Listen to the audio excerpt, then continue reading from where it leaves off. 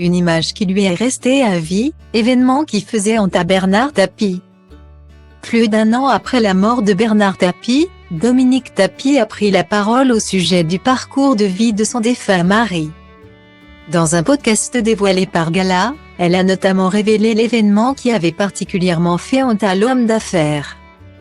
En octobre 2021, Bernard Tapie rendait son dernier souffle. C'est à l'âge de 78 ans que l'homme d'affaires et ancien ministre succombait à un cancer.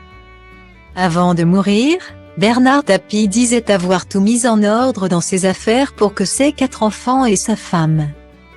Dominique Tapie ne manque de rien, j'aime tellement mes gosses que je serais incapable de les déshériter. Nos enfants sont la plus belle chose que la vie nous ait permis d'avoir avec Dominique, avait-il assuré au point. Mais voilà, ses proches ont dû faire face aux dettes de l'ancien patron de l'Olympique de Marseille. À ce jour, 642 172 109 €. Comment pouvons-nous imaginer une chose pareille ? A révélé son épouse Dominique dans les colonnes de Paris Match.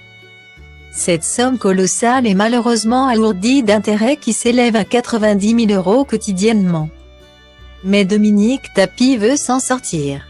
À ce jour, elle aurait déjà remboursé 143 millions selon les informations de RTL. Pour cela, elle a vendu des biens de famille dont un hôtel parisien, d'une villa à Saint-Tropez ou encore du journal La Provence.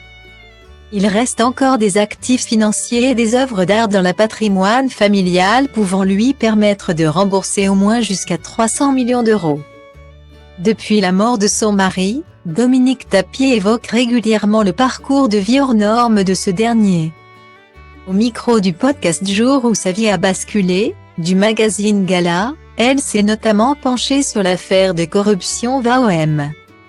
Condamné à 2 ans de prison dont 8 mois ferme au Baumettes à Marseille, Bernard Tapie gardera à vie un souvenir douloureux. Ce n'est pas seulement les 6 mois qu'il aura passés en prison qui lui ont fait honte mais bien que ce soit son fils, Stéphane Tapie, qui l'ait conduit aux forces de l'ordre. Ça a été épouvantable parce qu'il avait honte de nous infliger tout ça. Il me l'a dit en partant.